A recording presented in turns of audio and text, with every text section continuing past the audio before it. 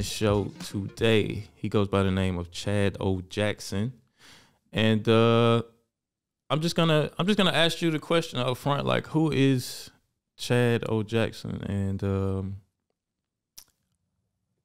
just give us a brief synopsis of like what you stand for and what you've done and what you plan to do. Well, thank you for having me on the podcast. As you said, I'm Chad O. Jackson. And I guess first and foremost, I am a born again follower of Christ. And that's basically what I stand for. Right. And I talk a lot about politics and culture. And, which is interesting because I guess the way that I kind of came into the public eye was through politics. I was part of a film that was released in 2020 called Uncle Tom, uh, the oral history of the American Black conservative, uh, which was executive produced by Larry Elder. Oh, wow. I didn't know that. Yeah. After the release of that film, I helped co-produce part 2, which talks a lot about the civil rights movement and how the civil rights movement was not what many of us think it is. I would venture to say what most of us think it is. It was a movement that helped expand the power of the government at the expense of Americans' freedom, and it did it in the name of race, which was a sensationalized topic at the time. So it was very easy for people to go along with it instead of taking a step back and asking themselves, first of all, is this much ado about nothing? And second of all, what kind of power and control will we be ceding to the government if we were to go the way of Martin Luther King and the civil rights movement? And so I talk a lot about that. And what I find is that these things are necessary to talk about because to the extent that we continue to believe history as it's laid out by our public schools, by our celebrity class and so-called expert class and government bureaucrats and this, that, and the third, if we continue to believe the version of history as they put it out there, then we will continue to move closer and closer to a kind of tyrannical globalist state. And I believe firmly in the autonomy of the individual, the autonomy of the family. I think that what the founding fathers in America managed to do and managed to put together, as far as the Constitution is concerned, was a work of art. Was a work of art when it comes to human liberty, when it comes to the power of the citizen, the sovereignty of the municipality and the township and the state, the small s state. What they labored over, I think, was actually quite genius. And to the extent that we get further and further away from that, we are losing our grip on what true liberty is on this side of heaven. And so, again, to the extent that we believe the version of history as these enemies of freedom, I'll put it that way, as they lay it out, we will continue to give way to social justice movements, to the rise of demagogue politicians and all the rest, which in my opinion helps to bring us closer and closer to that global tyranny that I'm referring to. So I know that said a lot, but these are the kind of things that I talk about and dip and dabble in. Right. So you think that the civil rights movement or social justice is a ploy for the government to gain more power over the population? Absolutely. And it's not just the civil rights movement. Like I said, it's social justice movements in general. When you look at women's suffrage or, what some scholars call first wave feminism. Right. When you look at second wave feminism, when you look at the civil rights movement, when you look at the LGBT movement, when you look at Black Lives Matter, all of these are social justice movements. And you look at who financially backs and supports these so-called movements and their connections with government, you'll find that, it all kind of works in this kind of roundabout way because these so-called activists, they get the people riled up, they pinch grievances and appeal to sensationalism so they can build numbers because there's strength in numbers. Right. And these people take to the streets and demand that something be done about what they're told is a crisis or is chaos. And here along comes a politician and says, if you vote for me, I have the answers to fix what you say is broken. And that answer is almost always more government. And so Hmm. this is the way that these things work. It's agitation to the highest degree. You get people who are already doing well for themselves by virtue of their own merit, and you get some agitator who comes in, mucks it up, get the people riled up, get the people discontent, dissatisfied, taken to the streets and demanding that the government expands itself. And Mm. so, yeah, the civil rights movement is very much a part of that. So you don't think, and I want to expound on that too, but you don't think the civil rights movement was necessary for Black people to reach the point in American society that they have today? You think we could have No, I got don't here think it was without necessary. that? No, Thomas Sowell talks a lot about this. I've managed to verify this with my own research. My good friend Chuck Littleton, who is somebody, in my opinion, who's up and coming, one of the great researchers of our time. Um, of course, had he written a book by now, I think that more people would know his name, but he hasn't written anything yet. But he's getting there. Okay. He's a family man. Mm-hmm. Um, there have been others, G. Edward Griffin.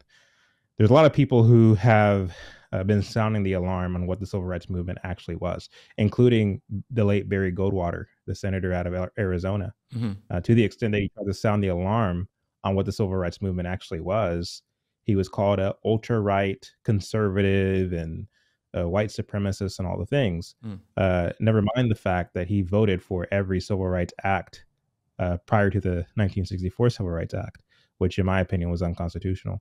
But to your question as to was it necessary, the answer is no. And the reason the answer is no is because when it comes to relations between Black and white prior to the 1960s, there were huge strides toward progress.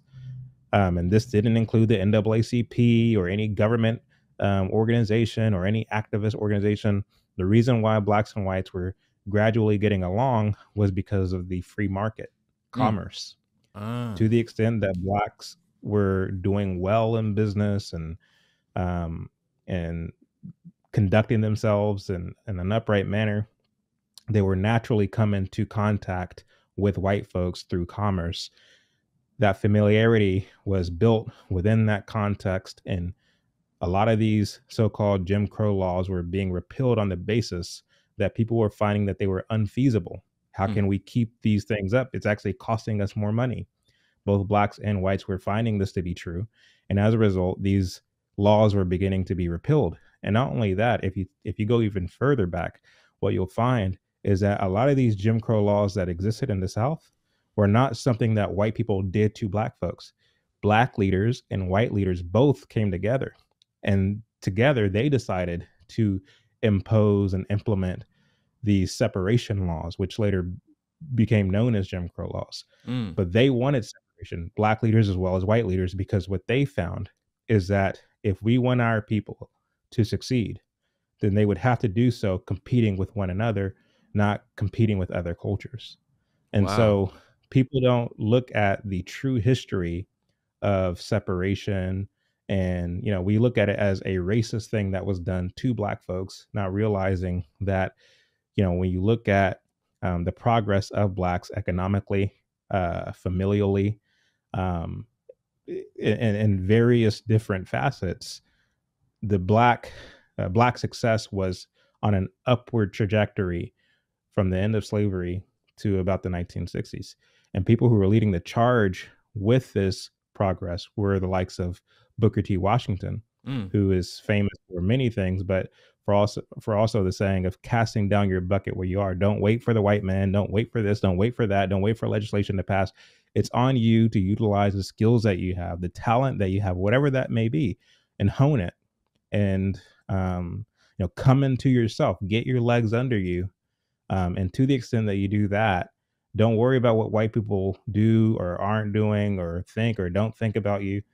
Um, People will learn to respect you when you first have respect for yourself. And this was actually true. Hmm. This was actually proven to be true. He started something called the Negro Business League, which included pharmacists, doctors, dentists, contractors, tradesmen, bankers, all sorts of Black professionals. And this existed not only in the South, but in the North too. Philip Payton Jr., for example, he was a stevedore who lived in Florida. Mm-hmm. And on his off time, he would read old Eastman Kodak camera manuals, and he taught himself to be a photographer. Mm. And no, I'm thinking of someone else.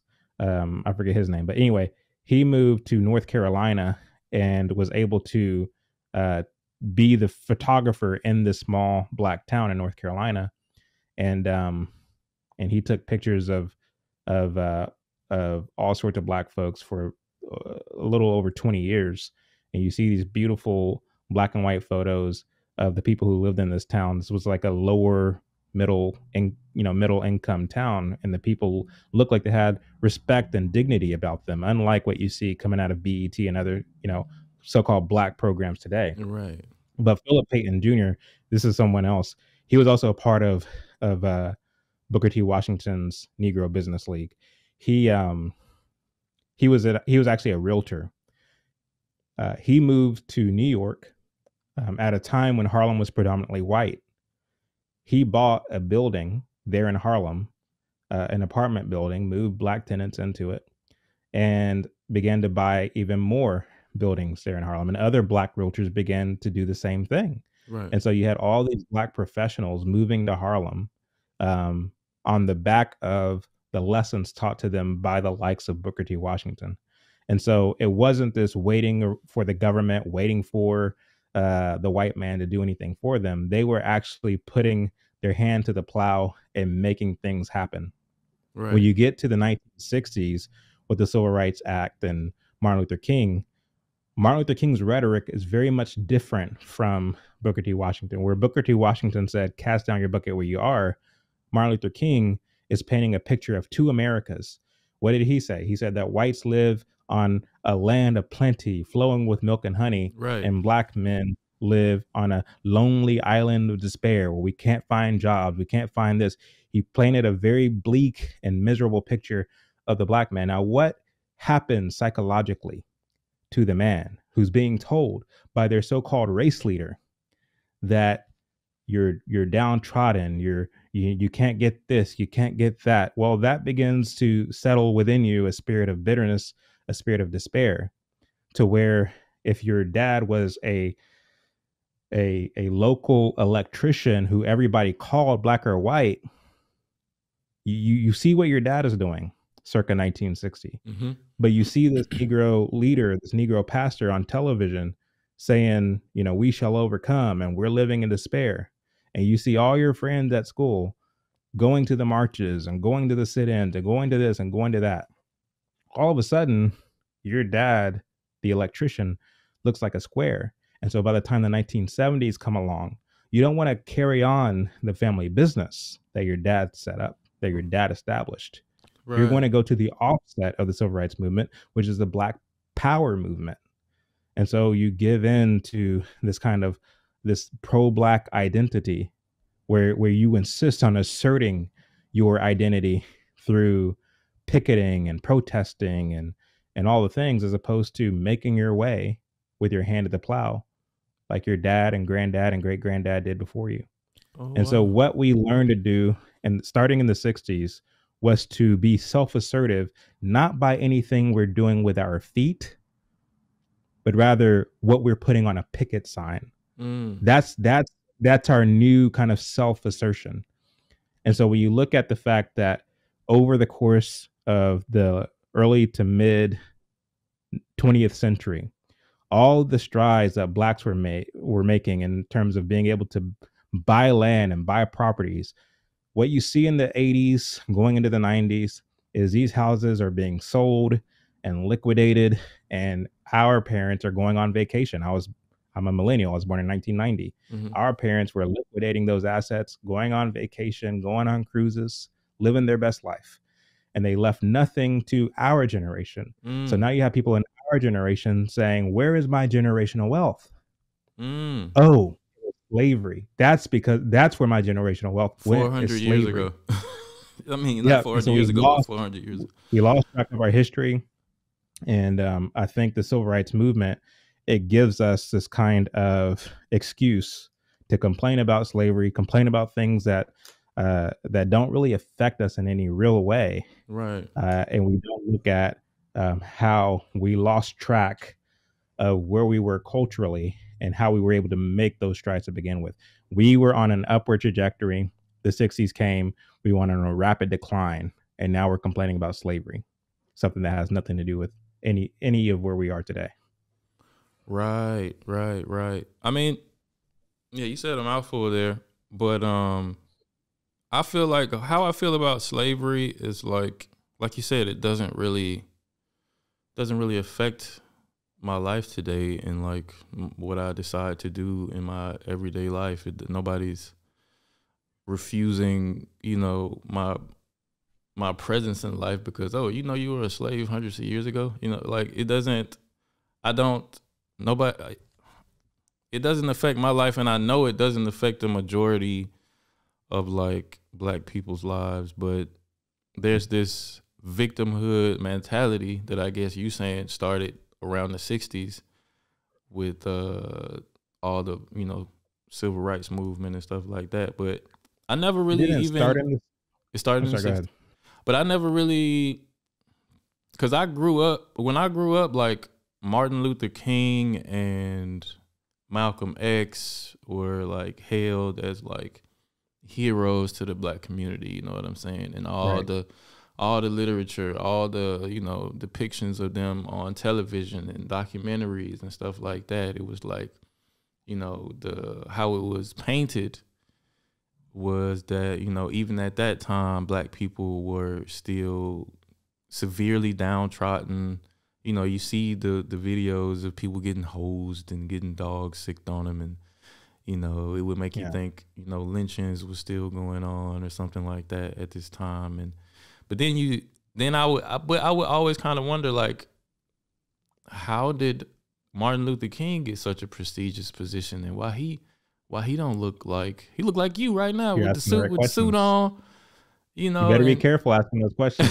He got money, you know what I'm saying? He all on TV, but everybody else is like still, you know, in the trenches as a black community and stuff. And I guess you, but they weren't in the trenches though. Yeah, that's what I'm saying, and that's where. But the depiction, the picture that they put out to everybody was so. It was just one perspective of maybe some black people, maybe it was some instances like today, like let's draw a correlation to like police brutality today. Mm-hmm. Like I think it was Candace Owens that pointed this out. I think last year or in 2020 or something, or the year where they were acting like, or it was a perception of so much police brutality going on. So many black people are getting killed by the police. And I think that year maybe 15 black people were unlawfully shot by police. Right. And in that same year, 19 people were struck by lightning. So it was like more likely to get struck by lightning than to be a black person getting shot by the police in that year, and probably other years too.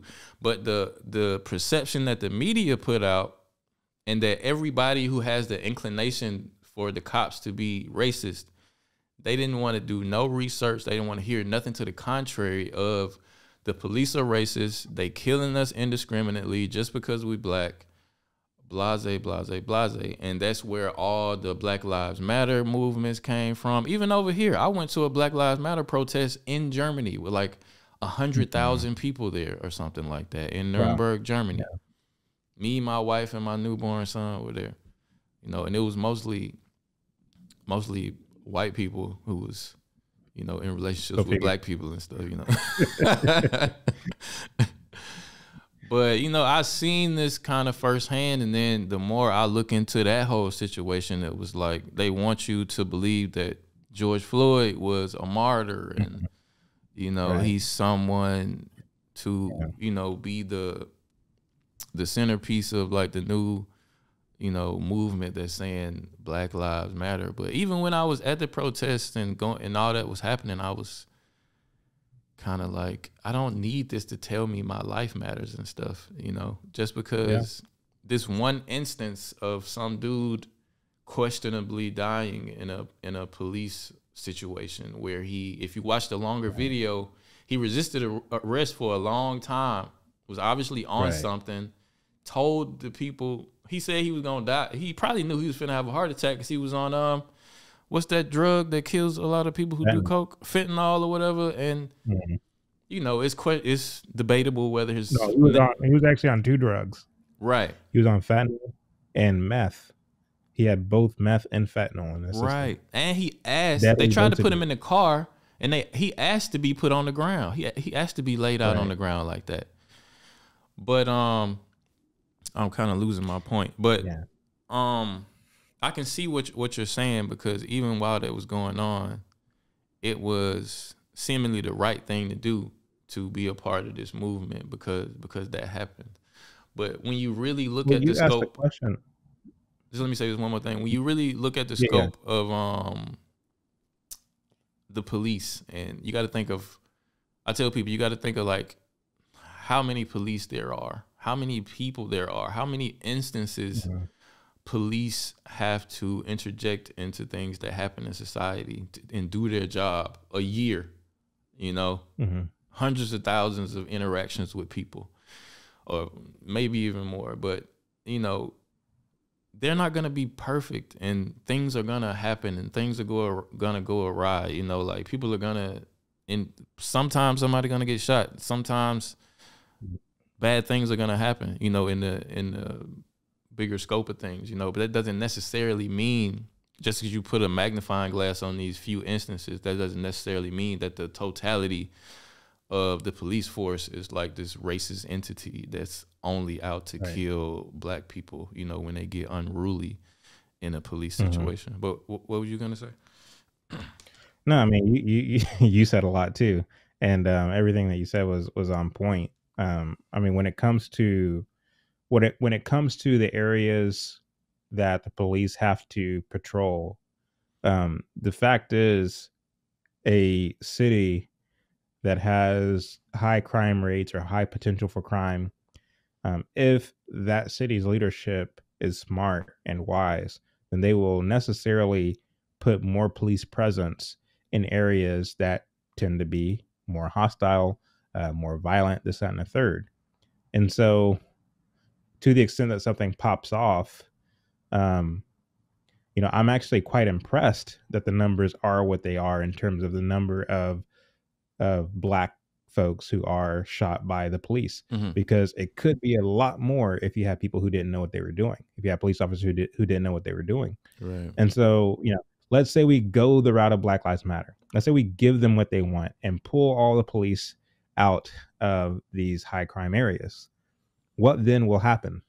Of course, you will see more homicide.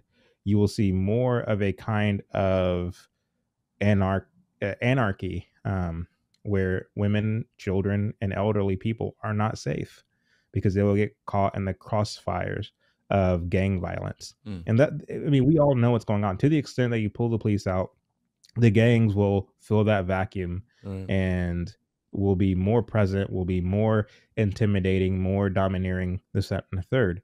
And so people aren't thinking about these things practically. Just from a practical, I'm not even asking you to be wise. I'm asking you to be practical.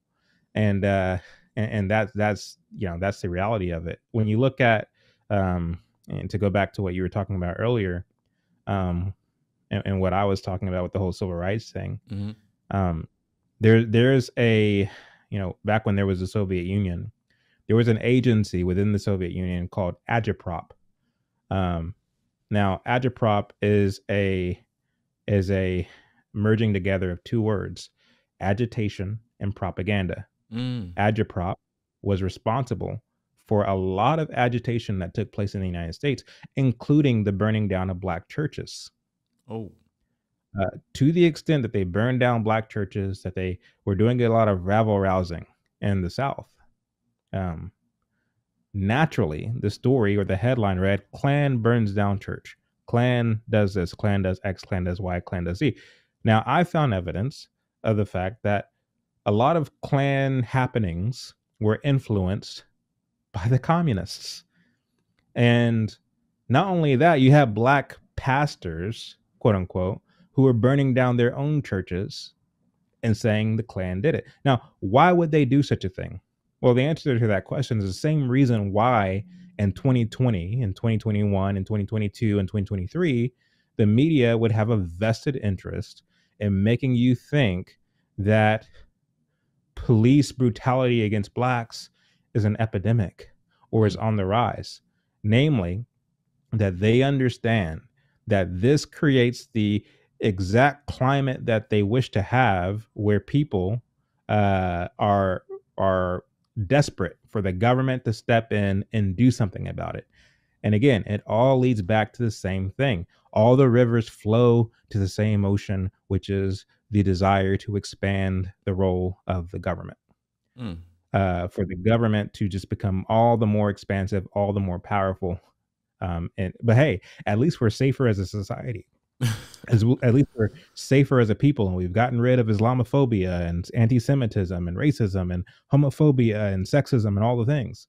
And so these social justice movements will always tell you that a certain thing is on the rise, a certain thing is an epidemic, or this chaos is out of control, this crisis is out of control. Something must be done about it. Right. And again, the only thing that we know how to do in the West when it comes to something needing to be done is vesting the power in the government and in the bureaucracies to do that something that we say needs to be done. We can't, of course, point to why is it that they were never able to find, and except in some cases, we were never able to find these arsons who were burning down these churches and doing all these things. Right. Even to the extent that you call Derek Chauvin a modern day Klansman or a modern day lyncher because he killed George Floyd, only to find out that that's actually not true. He didn't kill George Floyd. George Floyd killed George Floyd. But even someone like, even the people that we call racist today, you actually look at the totality of what happened in these instances, and you'll find that, okay, the police officer may have done something, and I'm not talking about George Floyd at this point, I'm talking about in general. Take Mike Brown, for example. The police officer may have done something or made a step that wasn't the smartest step at the time, and it resulted in this and it resulted in that. But even if we can say that it was a police officer's fault that this kid or this black man or whomever died, can we then say definitively that his doing that was motivated by racism? Exactly. But nobody asks. That's always the go-to, though. If it's a black and white thing, right, they go straight to racism. Mm-hmm. And the last point I'll make is this on the civil rights matter. Of course, I have a lot to say about it, but I'll end it by saying this, because I'm sure there's other things you want to get to. Harry Belafonte was a good friend of Martin Luther King's. Now, Harry Belafonte died a year or two ago. He was well into his 90s. Now, here's a man, like I said, well into his 90s. So he's been around for a very long time. He's been around at the peak of civil rights and all these things. When I tell you that 3 years ago, he was being interviewed, and 3 years ago, 2020, he was being interviewed, and they were talking about racism. Mm-hmm. And he said out of his own mouth that right now, never mind the 1960s, never mind the 1950s, never mind any of that, right now is the most racist I've ever seen in America. Wow. Now, if you're a thinking person, and you listen to him say that, again, he was involved in the civil rights activity of the 1960s. If you're a thinking person like myself, who was born in the 1990s, and you went to school, you watched Roots, you learned about Black history, you learned about all this stuff, you've seen the black and white footage that you talked about with the hoses and the dogs and the, this and that and the third. Of course, you're thinking that, wow, I'm glad I wasn't born back then. I'm glad I didn't have to put up with that. How bad that must have been. That was so racist, and we made so much progress. Of course, you're thinking that. Mm-hmm. So to hear Harry Belafonte, and he wasn't a dementia patient when he said this. He was speaking to the camera or to the interviewer as clearly as I'm speaking to you now. Right. So for him to say that right now is more racist than any other point in American history, that makes me call cap on everything else that you say. That makes me call nonsense on everything else. Your like everything that I learned, all those dominoes can come crashing down when I hear a man like that saying that. Because to me, it's like, if I can't trust you as a black man in America who knows that it's not a racist country, who has never experienced any racism. So for you to say that right now is racist, how can I believe you about what you say about the 1960s? That's so a good point. Again, a lot of the stuff that they were saying, like, oh, another church burning, another this, another that, we didn't even do the due diligence to see who was actually behind all these things. We just kind of take it at face value and think to ourselves, man, it must have been so hard to be a black person. And not only that, it wasn't as if you were a random black person in 1963 on your way to church, and all of a sudden, here comes a police officer with a dog, and here comes the fire department with some hoses, and they're ready to plow you down. That's not what happened. This was a strategic tactic that was conducted by the civil rights leaders who got the example of how to do this from Soviet Union agitprop tactics, where they strategically went into these areas. They didn't pull permits. They gathered together what they called freedom riders.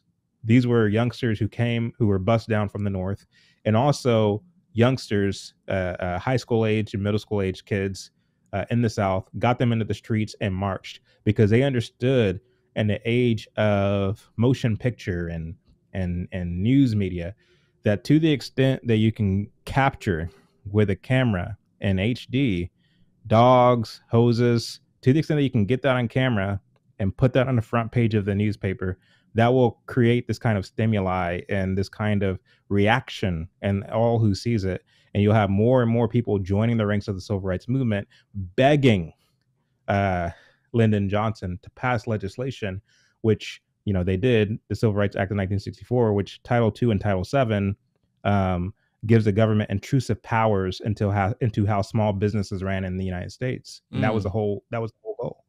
And so again, it wasn't as if, dogs and hoses were being sicked on black people who were just on their way to church trying to mind their own business. They used the same hoses and dogs on predominantly white organizations prior to the 1960s. I found footage of them sicking dogs and hoses on predominantly white unions who were protesting and picketing and striking and all the things, who did so and gathered in large intersections in cities without pulling permits. To the extent that the police come and try to disperse the crowd, and you won't move, you won't budge, you necessarily have to use force to disperse the crowd. And so, again, people aren't thinking about these things logically because we're so sensationalized by race. I never heard it put like that before, because if you watch any movie, especially like a racially charged movie or something about that time period, they make it seem like you said, you could just be a black dude walking down the street or going to the gas station or something. The police pulled up. They finna harass me for no reason. What you doing over there, boy? What you doing, boy? Get over here, boy. And then how many older black folks have you talked, movies aside, how many older black folks have you talked to who gave you an example of something like that happening to them? I mean, none really. I have a lot of older black people in my family. My dad, because I kind of grew up on a farm in Alabama, and so you better than anybody should have stories. Kinda. Like my dad, he was raised by my he was raised by his grandfather, which is my great grandfather, and he was half Jewish and half black. Mm. His name was Steinberg, and he took his wife's last name to escape Jewish persecution in Alabama at the time. That's a whole nother story. But they were sharecroppers, and I guess the farm was given to my grandfather after whoever owned it before. And my mom, she also grew up on like a sharecropping farm. And my mom was like one of the first kids to be integrated into white schools in Alabama and stuff. But even my mom had like a white best friend growing up, and they haven't really told me. I mean, they are from that generation, so they will tell me that racism was worse back then, but they've never really told me, or we haven't had those conversations to where they've told me some crazy racist thing that happened to them back then, you know. And even me thinking back to like my childhood, the only racist thing I can think of was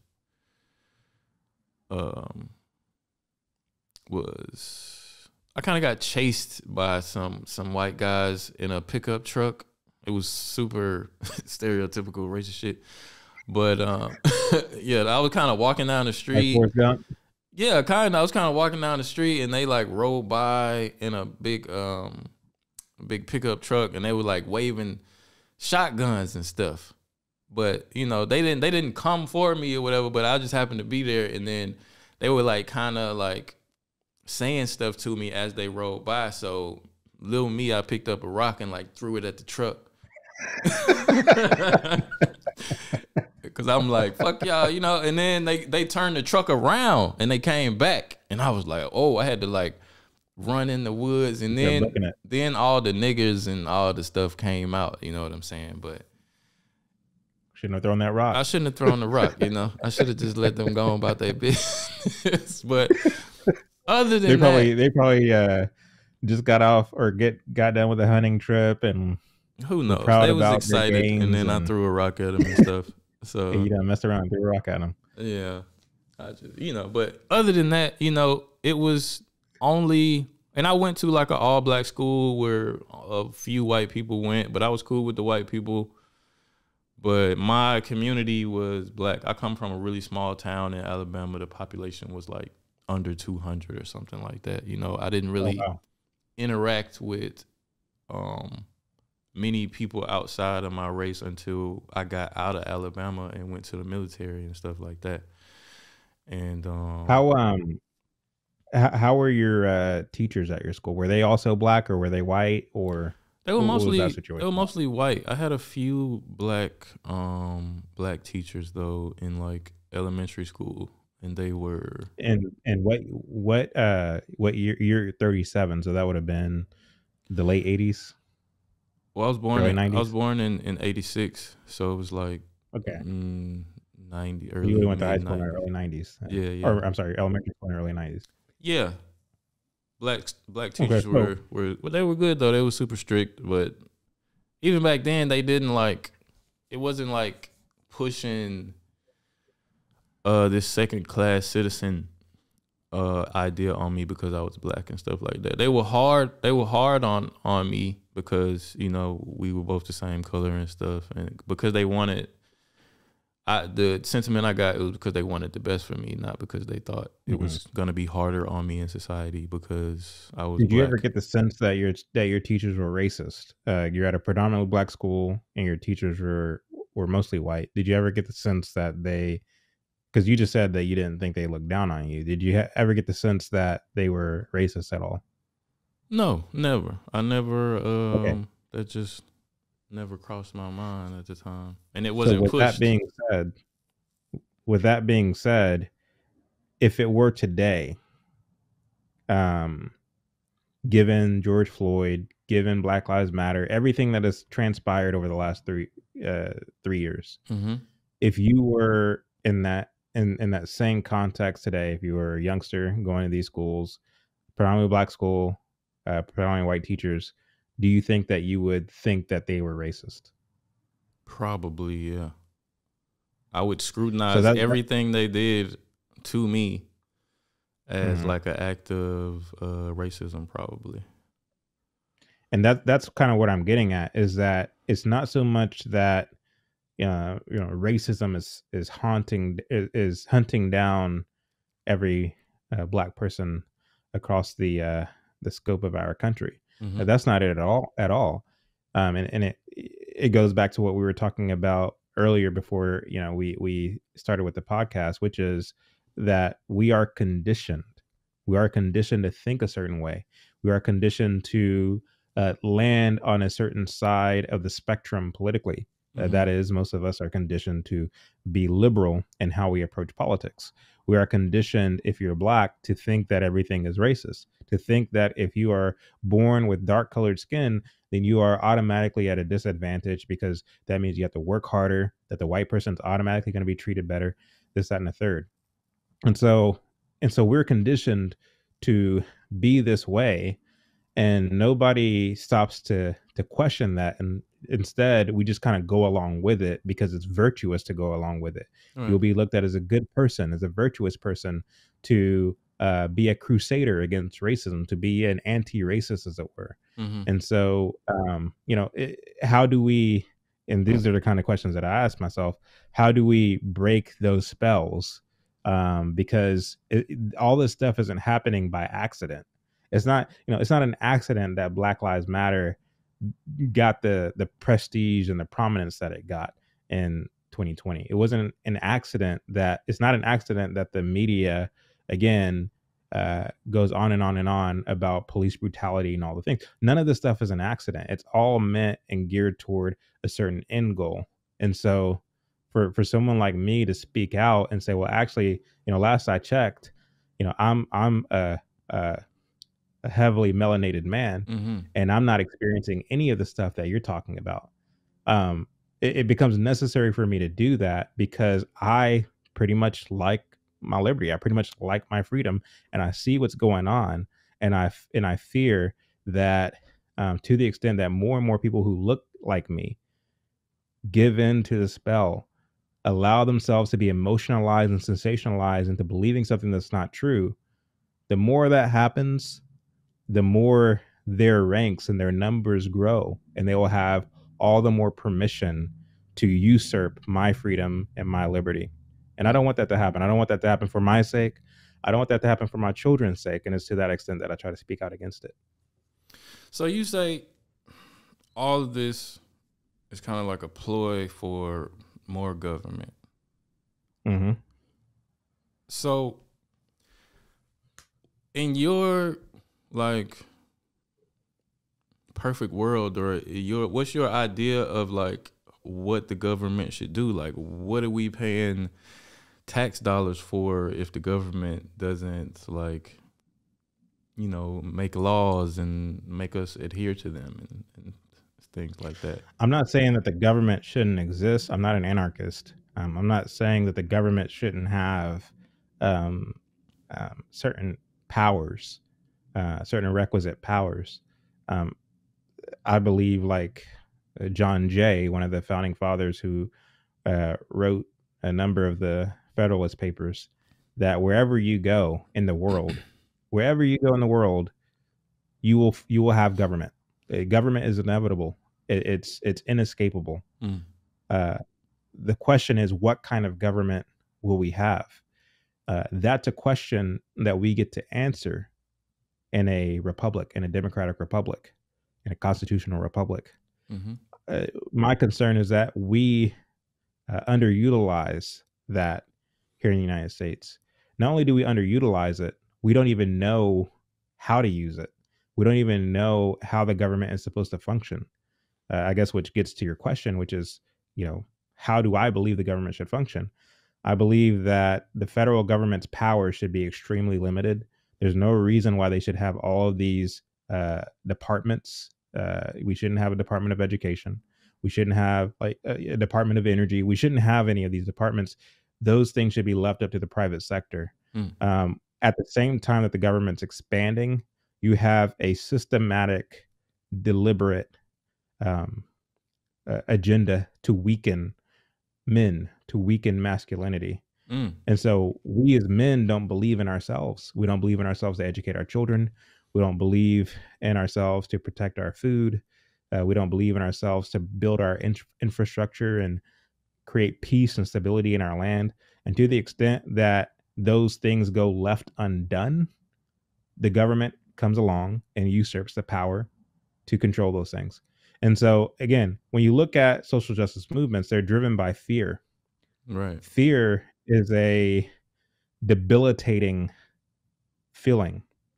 When you're debilitated and you distrust your ability to provide for yourself, you distrust your ability to step up to the plate and rise to the occasion, you will vest and punt that responsibility elsewhere to someone else. And so, again, feminism, as I mentioned earlier, is meant to emasculate society. So men aren't what they used to be. We just aren't. And so, again, because of this, we're also, that's another reason as to why we're investing a lot of power and control to the government. And so, you know, in the perfect world, we'll have a small government with very limited powers. We wouldn't be taxed out the wazoo like we are. We wouldn't have a income tax. It's absurd to me that our income is taxed. This is money that you worked hard for. This is money that you got out of bed early, went to work, broke your back to scratch the earth to make a living, so you can bring home funds to make sure that your dwelling is paid for, to make sure you got food on your table, to make sure that your kids are cared for and properly educated. You did that. The government didn't do that. The government didn't do that. You did that. So the fact that the government has first dibs to your paycheck is absurd. Before you even see the check, the government has already gotten money out of it. And then we have the socialist program called Social Security and Medicaid and Medicare. I mean, again, if as a man and as people, it's your responsibility to take care of your health. It just is. And the fact is, we don't need Medicaid and Medicare to be cared for medically. There's doctors and doctor firms, or I'm sorry, there's clinics and doctors who are willing to work with you and come up with a family plan and all the things to make sure that your family's health needs are provided. Okay. The fact that we kind of centralize all of this power into the government makes it to where we're not able to be creative with how we go about making sure that these needs are met. I feel that whenever we operate on a peer-to-peer basis, instead of assuming that the default should always be a kind of governmental answer to the questions that we have, that takes away the effectiveness and it takes away the effectiveness of the goods and services that we would otherwise have. Again, if we are doing things more on a peer-to-peer basis, it becomes more personal, it becomes more effective, relationships are built, this, that, and a third. But when we kind of depersonalize it and make everything a kind of top-down government-led thing, that makes it all the more, I guess, subpar. I mean, if you go to any kind of government ran facility, whether it's to get your driver's license or whatever, the people who work at these places are miserable. They treat you like crap, like you're just a number. Yeah. Whereas if you go to a mom and pop shop to order a sandwich, hey, how are you doing? What's your name? Where are you from? You know what I mean? It's more personal. And again, I feel like a lot of the goods and services that we have here in the United States would be better off left to the private sector as opposed to the government. I mean, I feel you. In Germany, I think you said taxes out the wazoo. I pay like 20%. Oh wow. Of my income in taxes, and this year I hit a new tax bracket, so I had to pay taxes twice for the year prior, and they predicted my next year of income, and I had to pay taxes on that. So I'm like, but here's the thing, though: the difference between a Germany and a United States is that Germany, for the most part, is a homogenous country.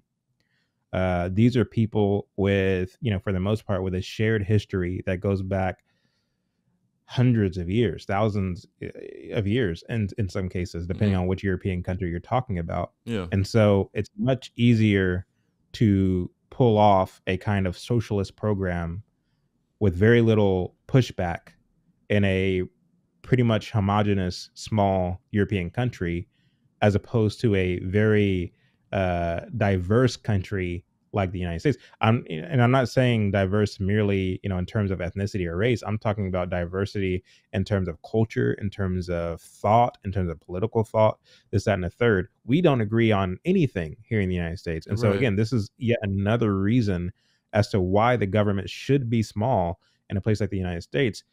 Because, again, to the extent that you expand the government, the government is now imposing a kind of uniform culture, a uniform identity on the people Mm-hmm. who should otherwise be diverse, as far as I'm concerned.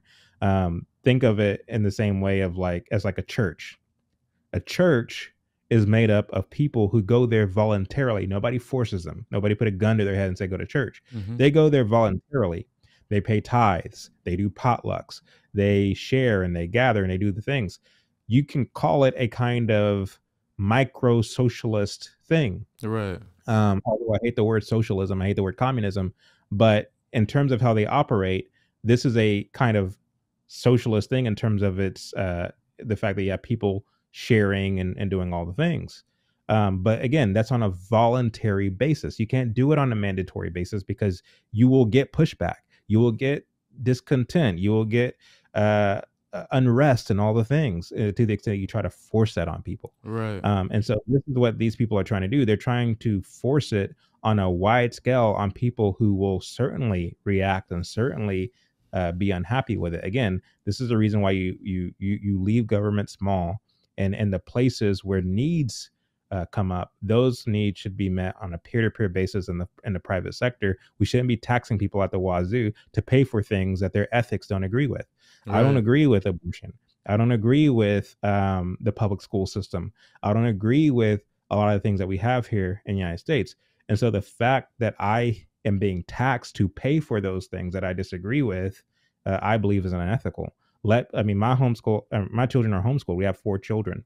I pay out of my own pocket for the curriculum that my children are being educated with. It's a classical curriculum. Mm. So I'm in a sense being double taxed because I'm paying for their education, but at the same time, through my property taxes, I'm also having to pay for the local school that we don't utilize. And Mm. so again, to the extent that you centralize these powers and you force the people to pay for them, whether they use them or not, I think is a backward system that needs reform. Wow.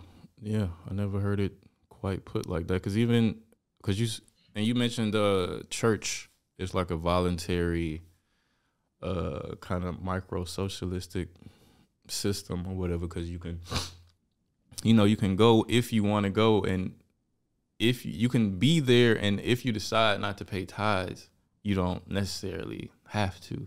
So Right. that makes it kind of a better thing. But here in Germany, if you go to church, it's a church tax. Like, they take it out of your check. It's not a voluntary thing. So a lot of people left the Oh, wow. church in Germany because they already getting taxed crazy. And like, if you I don't never knew that. if you don't belong to like the Catholic church system over here, you don't even get a burial plot. Like, your family has to like pay extra money to like find somewhere to bury you, or you have to be like, I think cremation. You can get cremated, or you have to like rejoin the church and like pay up.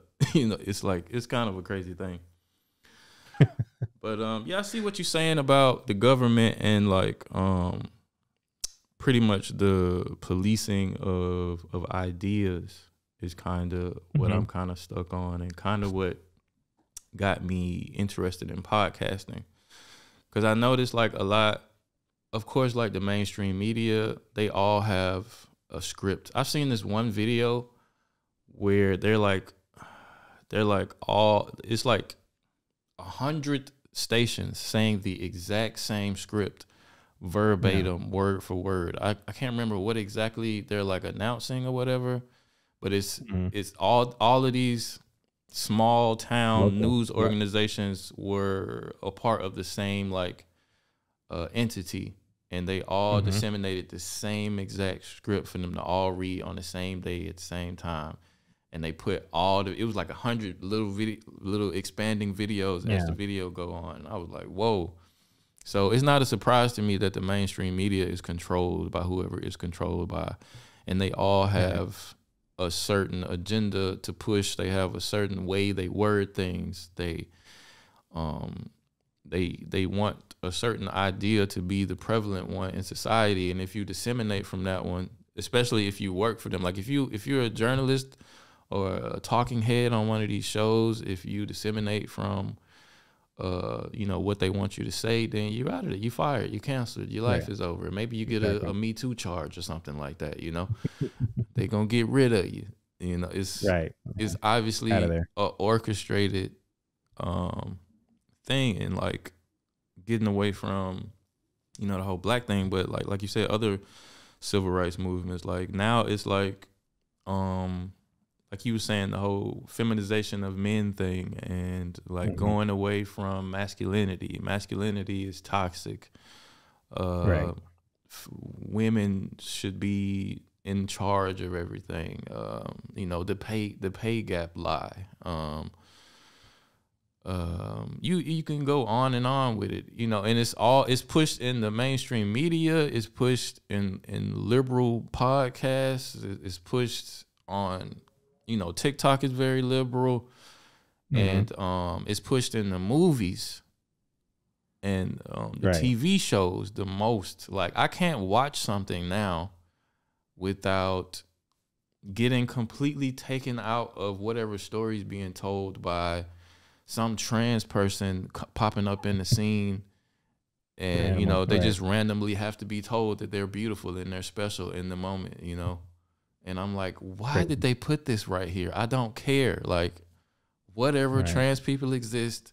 Then I turn the channel and I watch something else, and it might be the same trans person in this movie doing the same thing, replacing a long beloved character, and now it's a dude in a dress, you know, a la the Cinderella movie. They got this black gay dude in a dress, and he's like Cinderella, and it's supposed to be a kids movie, and you're supposed to tell me that this is not a ploy to influence the Yeah. way children think about this subject.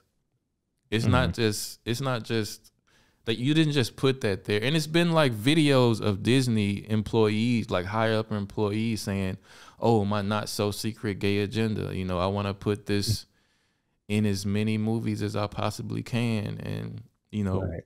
and I think people don't realize how susceptible to persuasion and to propaganda they are, even as adults. Right. They don't, like, everything you watch is it can sway how you think, even down to Hmm. a commercial, Right. a advertisement. They are trying to convince you to buy this product and get you familiar with it, to where the next time you see it and it's on sale, you probably buy it because you saw that ad. Right. But people, it's like this administration with Joe Biden. He sat down with the trans person, Dylan Mulvaney, Hmm. in the White House. Why? Why is he sitting down with this man who thinks he's a woman? I think he was on his, I don't know, 70th day of being a woman at the time. And you feel the need to bring this person to the White House. TikTok feels the need to boost his account to where he got like 8 million followers. I think he just won the Woman of the Year award. He was on the Forbes list. Like, all this imagery, even to adults, but especially to kids. Well, hold on. I have to correct you though. He Okay. didn't say he's a woman. He said he's a girl. Right. girlhood is the This is a quote. grown man who's saying he's a girl, Right, but right. But that's yeah, supposed to be everything, yeah, celebrated, you know? right. Even Disney, they lost, and all the companies are doing it at their detriment because they're Mm. hemorrhaging money, because they're more concerned with this agenda and this message of inclusion. So that they Well, the call thing it, about it they're is making money with their they companies and stuff. the thing about it though is like whenever they do it, and this is, I mean, they have, millions of dollars, so it's not, they don't care about losing a couple of customers here and there or losing money. You know, whenever they, oh, we lost $60 million over the course of this month, you'll have, conservative commentators who make videos and memes making fun at Bud Light and other companies. Oh, y'all lost $60 million. I bet you learn your lesson now. Mm, Meanwhile, the executives at Bud Light, they're getting the last laugh because here's the thing, they're not thinking about you and me whenever they put these commercials out there and all these things. Disney, they're not thinking about you and me, a couple of 30-year-olds. They're thinking about your children. What they're doing is called normalization. right, To the extent that you could pump the media airwaves with pro trans, pro LGBT propaganda, they are laying the groundwork for future generations.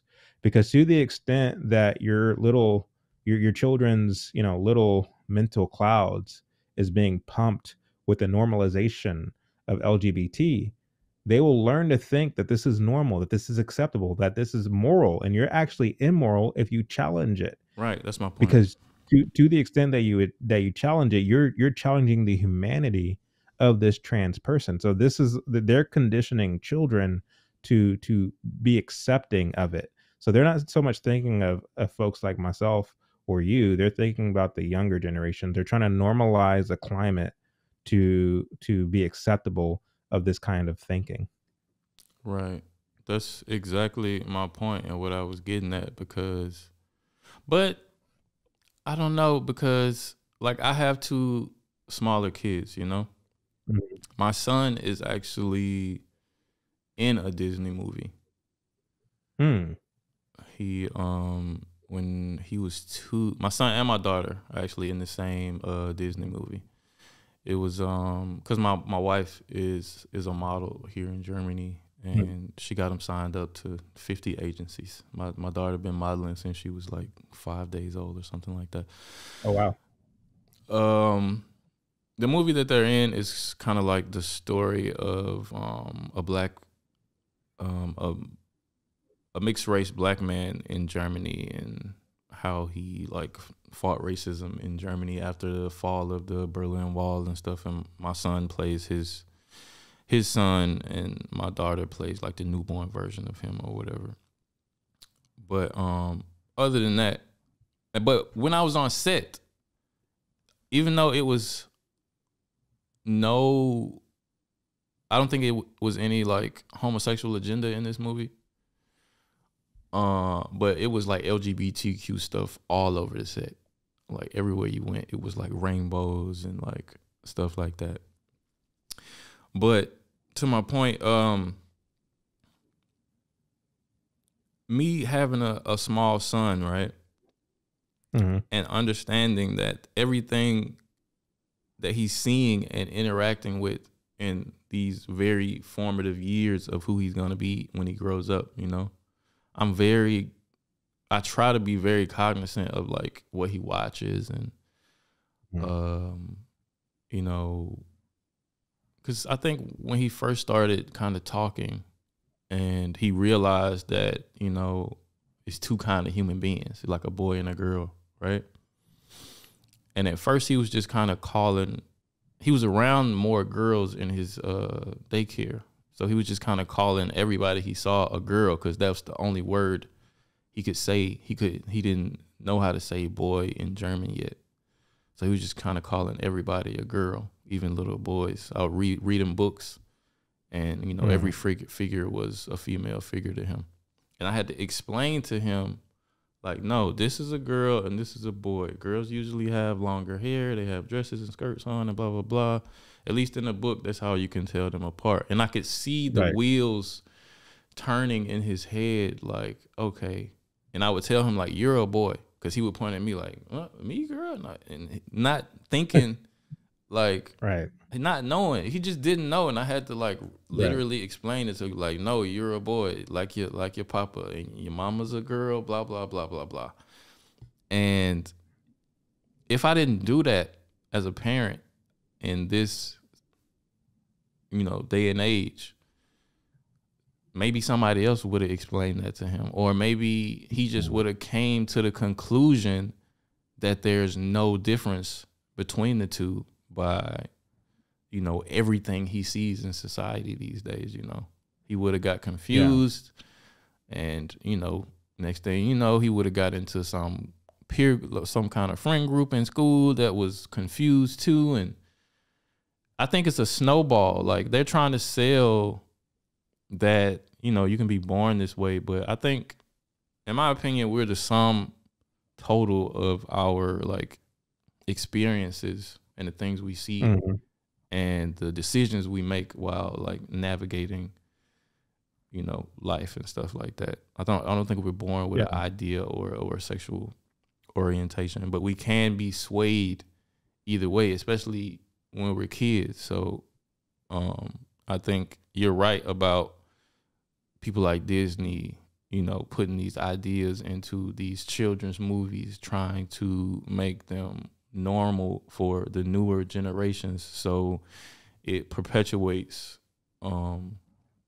throughout society in that way, because people like you and me, we already see what's going on, and we will, you know, I'm a talking head. I'll make a video calling them out on stuff like that, because I can see what they're doing. But if I was born up in it and indoctrinated through that thinking and ideology, then I might agree with it, and I might want to shun anybody who doesn't agree with it and call them a horrible person because, like you said, they're trying to like discount trans lives or, Mhm. you know, gay people lives. But in actuality, if most of society agreed with this, and if most of society was gay, where would we be as a society? You know, like, what would life look Non-existent. like? Yeah. No, I mean, I think what you said though is key, namely that, you know, you are actually being a father to your son, and you're actually educating your son and leading him in the direction that he should go. That will look different if you just put your child in front of Nickelodeon and Disney and PBS and let these television programs raise your son. Mm-hmm. Um, and unfortunately, there's a lot of parents who do that. I Right. mean, if you watch PBS or what is it, PBS Kids, with all the shows that they have on there, whether it be Sesame Street or whatever the case may be, there's a lot of political propaganda that is being pushed in these shows. And once again, it's kind of laying a groundwork or building a framework that is very leftist in essence. Mm-hmm. And I use the word leftist for lack of a better word. I think it's something actually more sinister than that. But again, I mean, to me, secular leftism is to the West as Islam is to the Middle East. Mm. That is to say, it is the religion of the state that you are indoctrinated into, Right. that you are born and bred into. And so it takes intentional parenting to uh, to counteract everything that the surrounding culture is trying to push you toward. And that takes, you know, that, like I said, it takes intentional parenthood, and it also takes self-control and discipline and self-respect and all the things. And that goes for any culture. That Yeah. goes for anywhere in the world. Wherever you find yourself, you have to be principled. Mm. And I think like everything that you just explained, as far as, you know, your conversations with your son, uh, is an example of that, of what we should be as men and fathers. Mm. And so, as far as like where we would be as a society if the LGBT had their way, which I think is your question. Um, I think we're seeing that. I think we are witnessing that firsthand. When you look at Hollywood, circa 1970, in the 1970s, a lot of these Hollywood um, studios Mm-hmm. began to be infiltrated with um, they call themselves gay lib activists, gay liberation activists, and it, it these people have been around for a long time, so it's not anything new. I say the 1970s, but it dates back even further than that. I mean, you could look at examples of it during the Harlem Renaissance. A lot of Mm-hmm. people don't know, but Langston Hughes was a homosexual.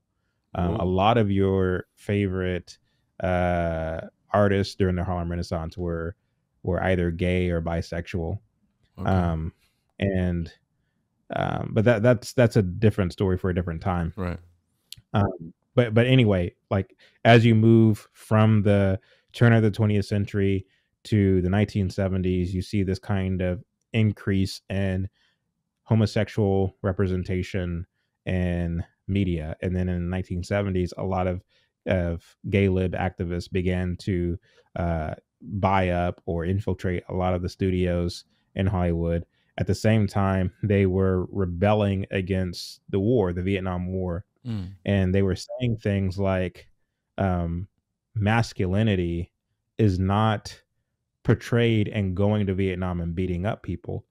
Masculinity instead is portrayed by sharing your feelings. And so the Hmm. um, the Make love, gay not liberation, war, and stuff like that. yeah, make love not war. Mm. Gay liberation coincided with second wave feminism at the same time that you're empowering, and I use that word empowering very loosely. They're not so much empowering as much as they are indoctrinating. But at the same time that you're indoctrinating women to be anti-marriage, to be pro-indulgence, to be sluts, so on and so forth. At the same time that that's happening, you Sluts. have the gay liberation movement, which is attacking masculinity in the nuclear family, and they began to push this propaganda in films and in television in the 1970s. You get into the 80s and the 90s, and you get the birth of the sitcom.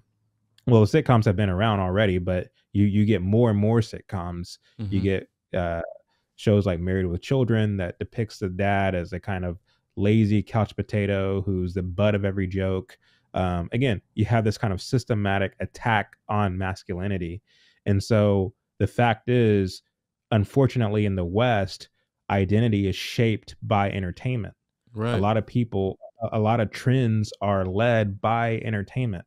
This is why a lot of time and money is expensed and and the arts and media, because they understand that to the extent that you see a celebrity with this bag or with this brand, people will go out and buy that bag and that brand. Mm. And so if they can do that with um, with material, with things that you wear, they can also do that with identities and how you identify. Mm. And so, again, normalization of lifestyles. The show Martin is a staple, not only in Black culture, but I know a lot of white people who watch the show Martin. But here you had Used to love that show. a young man who was unmarried to his girlfriend, and they lived together, and they were shacking up, as the old folks would say. Again, shows like this, Living Single, like they kind of normalized a this kind of loose, like untraditional, familial setting. And Right. as a result, you have more people who are shacking up. And again, like I know some might argue, well, that's a chicken or egg kind of argument. But the thing is, at the same time that you have shows like this becoming popular, you have what follows: less people getting married. You know what I mean? So it's, again, we take our cues from entertainment and television. Mm-hmm. And so to the question of what will society look like if LGBT were to have their way, I think we're seeing that unfold before our very eyes. Right. I definitely agree with that. But let me ask you, like, because, like, would you say no alternative lifestyle should be portrayed in media? Or should it be Yeah, let's just stick with the first question. Would you say that a gay person or a trans person shouldn't be inserted into a story or like a degenerate depiction of a black person? Like, should that just not be portrayed? I'm not saying that it shouldn't be portrayed. If I were king of America, I wouldn't, you know, I wouldn't make it illegal for these images to be portrayed. You know, people are going to do because for me to say that would be to go against exactly what I said earlier, which is we should have small government. Mm-hmm. You understand what I'm saying? Um, what I'm simply acknowledging is the fact that it's all moving in one direction. It's not a matter of we have one gay person here and one gay person there in this movie and in that movie. It's all moving in one direction. You know what I mean? The pervasivity of it and the inundation of it is moving in one direction, which is clear signs of normalization. Right. And so again, they are shaping society through entertainment on after what they wish it to look like. And again, this is why I said the LGBT and this kind of do what thou wilt secularism is to the West what Islam is to the Middle East. It is the kind of religion of the land, as it were. Mm-hmm. And so my rallying cry isn't against Hollywood to stop depicting this stuff. My rallying cry is for parents to be more intentional, much like what you said earlier, with what it is they are showing their children, because it falls on, like, the raising of your child falls on you, not Disney, not Hollywood. Hollywood's going to do what Hollywood does. Mm-hmm. And so for me, I think it's kind of cowardice to spend all my time railing against Hollywood and what they are doing. There's a difference between railing what they're doing and simply acknowledging what they're doing. Um, I'm acknowledging what they're doing, but my end goal is to parents be mindful of what it is you're putting in front of your children. To the extent that your children see something, because they're bound to see something, because again, it's everywhere. It's Yeah. on you to provide the necessary commentary, to provide the necessary guidance, and if need be counteractive from what the society is actively doing. Is, we have to be counteractive to their activity, Mm-hmm. to make sure that we are shaping our children and moving them in the right direction, as opposed to allowing them to be sucked into the Hollywood agenda. Mm. And so again, my message is more for people than entities, if that makes sense. Right, I got you. But at the same time, I feel like sure you can make sure your kid got a good foundation, the right foundation, can think for themselves and stuff like that. But it's so pervasive and it's so everywhere, and your kid might be the only kid in his friend group with common sense, and all the rest of them, going to drag queen shows on the weekend with their white liberal moms and stuff, and Which makes common sense not so common in that case. that's what I'm saying. It's definitely not common Yeah. anymore. But I'm saying, like, and all kids, I think, at a certain point are going to rebel against their parents. I think it's pretty I would have to common. push back a little against that a little bit, though, because I Okay. used to think that too. I would have to push back against that because I see firsthand a difference between kids who grow up in households with parents who demonstrate exactly what I'm talking about versus kids who are growing up in the public school system where they are being exposed to all of this stimuli and all of this information that's unchecked. There's no balance. There's no check. It's just indulgence and complete exposure. I grew up in the public school system, and So did I. yeah, I did go through a rebellious phase.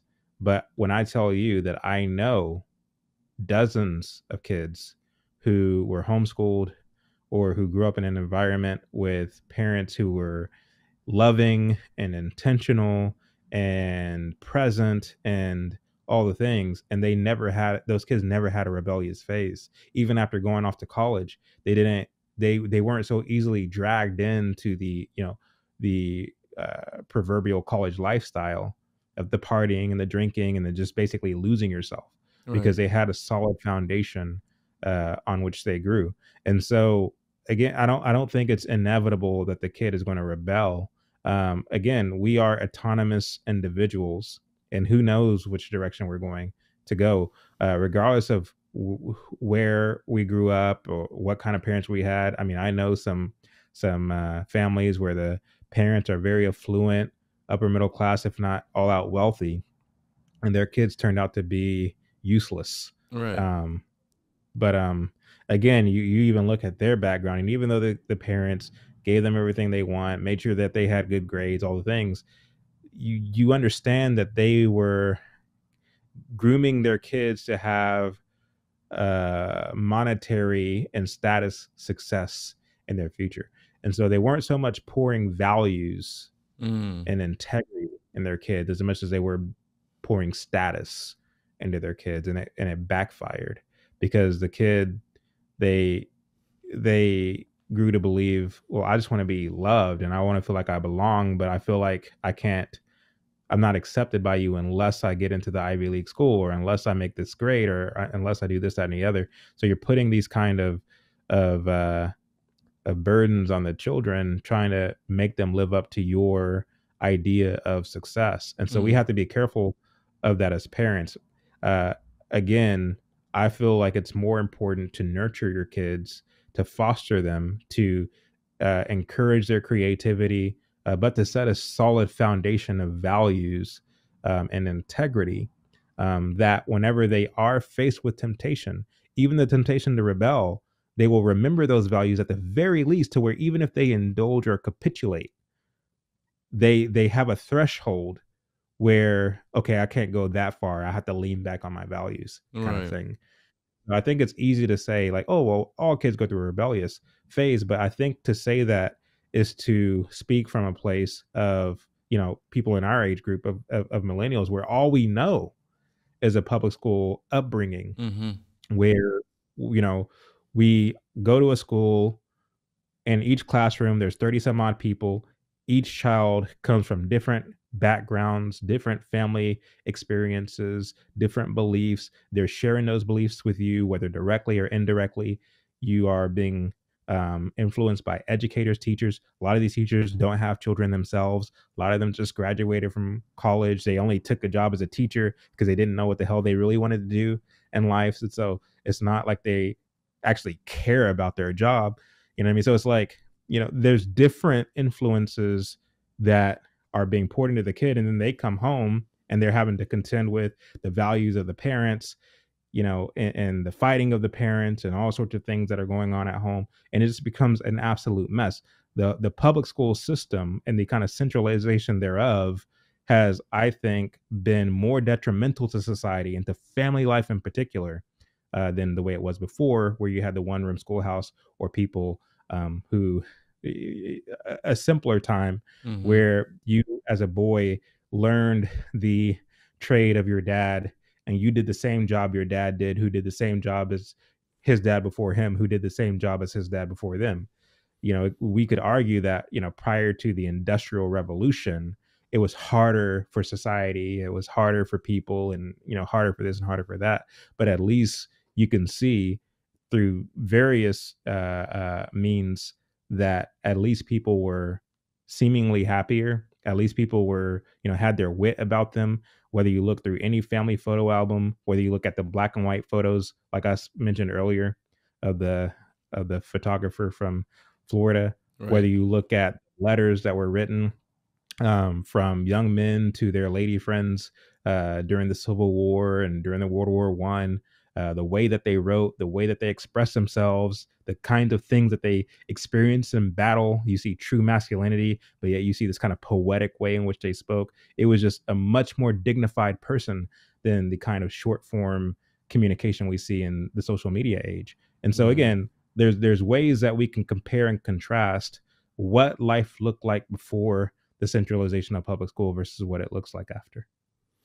Hmm. I have to stand corrected on that one, because I definitely My example when I said that was like everybody I known that has came up in the public school system. You know, I rebelled. My parents were, you know, great examples for me, and you know, they raised me to the best of their ability, and you know what I would consider the right way, and they were like great examples for me. So, but I still rebelled and like, you know, ran around with my hood rat friends at a point when in my in my teens, and you know, Yeah. got influenced to, you know, get a whole bunch of tattoos, become a rapper, and you know, go down the path that I went down in life, and only to come back to now. I think more so like my dad, but my dad is still a Democrat and a liberal though, and I'm not so much,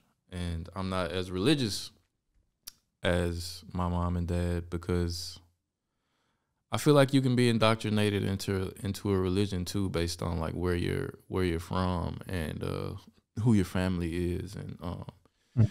I haven't came to a place in my life where this is a whole nother conversation, but I feel like it's like a lot of religions, and I feel like maybe that was the original propaganda machine and way to control people. But like I said, that's a we ain't got to go Religion? down, huh? You say religion was the original propaganda machine?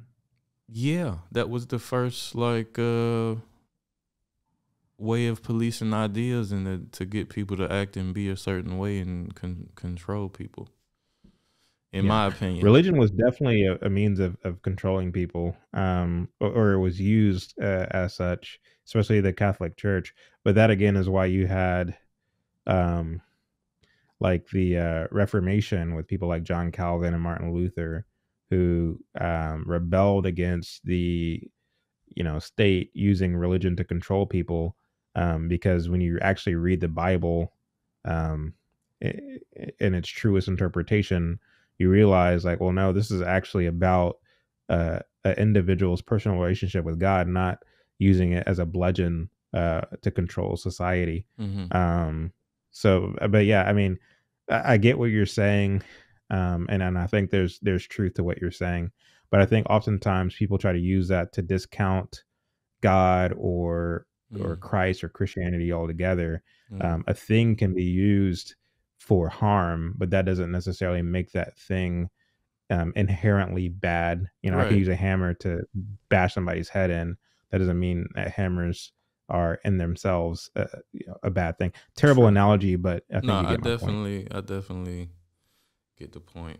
But you know, I definitely believe in God and higher power and stuff like that. But it's just my upbringing in the church, and you know, just Hmm. seeing the whole theatrical side of it. Like I remember, and again, I don't want to go down the Hooping religion and hollering. tangent, but I remember like going to my church like up the street, and my pastor had a certain way he conveyed his message. He was a certain theatrical thing about how he talked, and can I get an amen and all this stuff, you know? Yeah, And it was always entertaining, you know? And then it didn't seem us real. it didn't it didn't seem real when I went to another church and their Hmm. pastor did the exact same thing and said the exact Hmm. same thing. And I went to another church and it was the exact same thing. And I watch an evangelist preacher on TV and it's the exact same mannerisms and that they turn on when it's sermon time and stuff. And I'm just like, something in me was Yeah, just like, like a why is, performance yeah, and why is not this such a performance and what are they selling? right. But that doesn't mean I don't believe in God and all that stuff. But Hmm. um, yeah, that makes me want to ask you about a total other thing that I don't know if you want to talk about. Um, You can ask me whatever you want. what are your thoughts? I'll make a statement and I'll ask you a question. But what are your thoughts on the whole Israel Palestine situation and the way? I know it's a very complicated issue, Hmm. but the thing that rubs me the wrong way about it, I understand as much as I can both sides, but it seems I see a lot of people getting canceled for supporting one side over the other.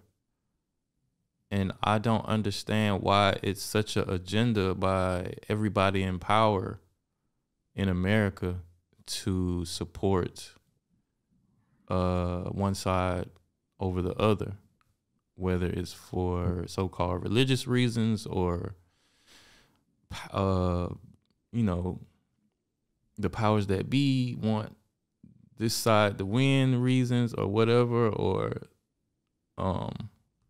it's just to me like, okay, when like I'm new to all this political stuff, right? But I Mhm. look at interesting situations and I ask myself questions.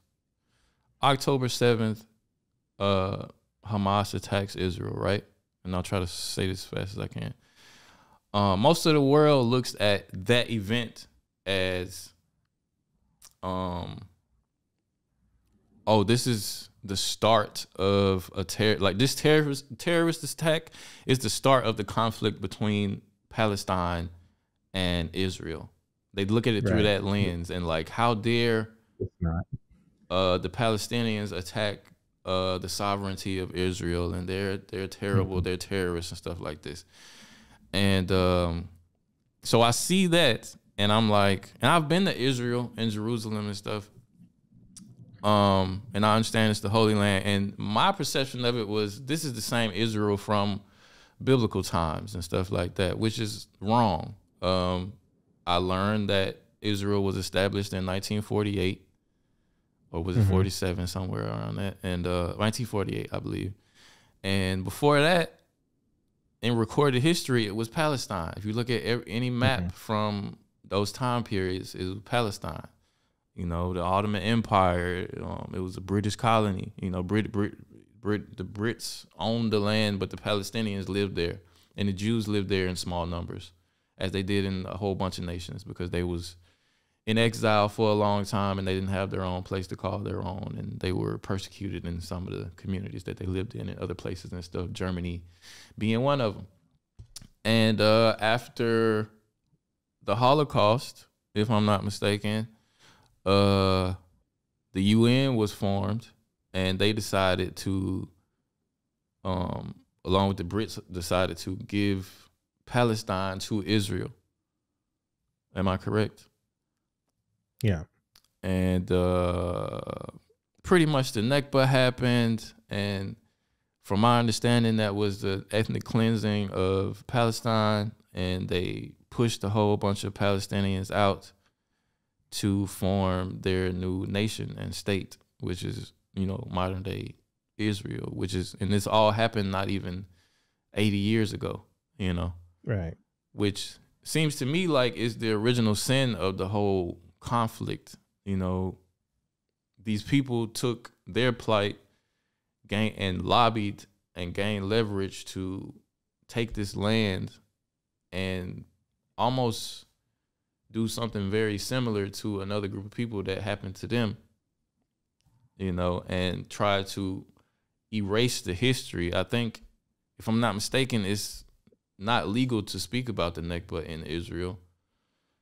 Mhm. And it was pretty much just colonization, just like, you know, America came over here and got rid of the Indians to a large extent, and other colonized things, you know, countries and territories in the world and stuff like that. And the Arabs or the Palestinians just didn't agree with their land being taken, and are to this day kind of rebelling against that and fighting back against that. And the Hamas attack was kind of it was bad. You know, people shouldn't die. Terrorism is bad.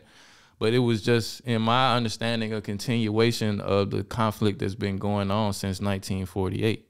And beforehand, Mhm. they like lived together, you know, in kind of, you know, way more harmony than they do now. I've seen rabbis talk about it, and you know, the Orthodox Jewish people, they don't believe that Israel should be a state. I could talk about this forever, but I'm asking you, like, what is your view on it? And Yeah. Well, I don't claim to be a geopolitical expert by any stretch of the imagination.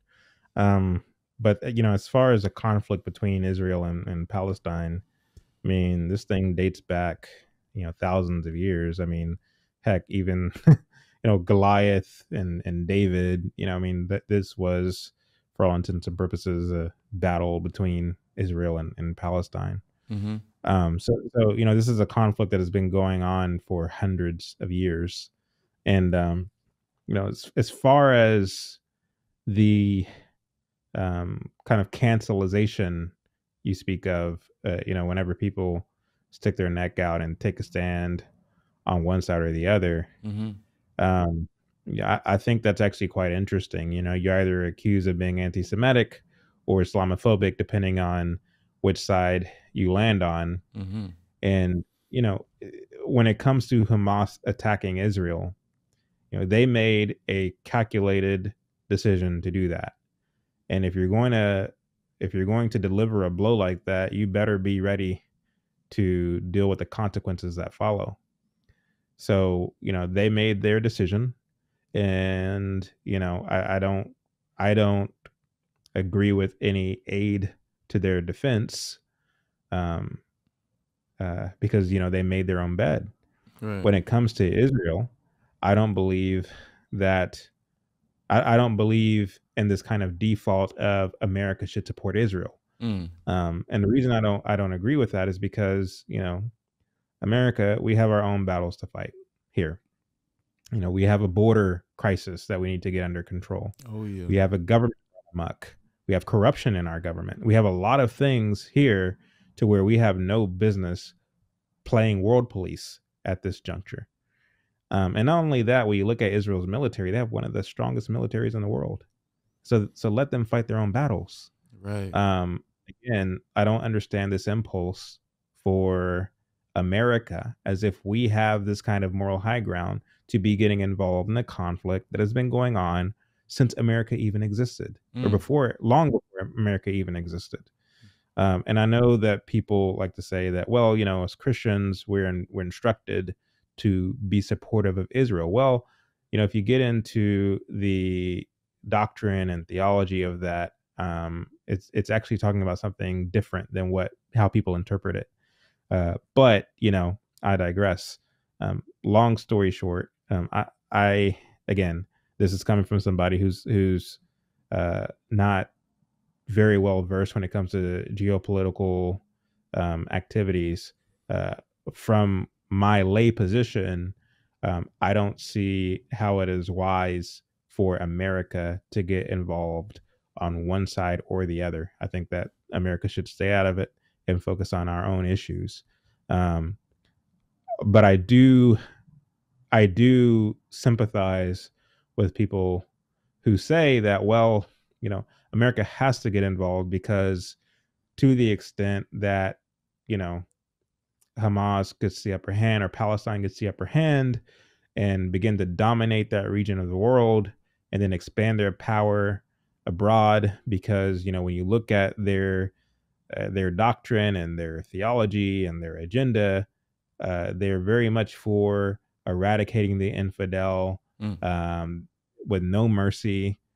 So they too have their kind of own globalist agenda, and so Mm. we should step in the way of that lest it comes to our borders. So I get people who argue that. Um, so again, it's for me, if I'm being completely honest with you, um, when I look at what I said and I stand by that, I can't come up with a good enough argument to um, rebuff the person who believes what I just said, which is, we should stop it in its tracks lest it comes to our borders. I don't know that I have a good enough argument for that, against that right now. So I tend to to kind of stay out of it altogether. Um, Yeah. but yeah, from a religious point of view, um, the Bible does talk about, God blessing those who bless Israel, is that and the third, and for that reason, I Really, guess that's I in the support. that's in the Bible. Yeah, it's in the Old Testament, but Okay. um, yeah.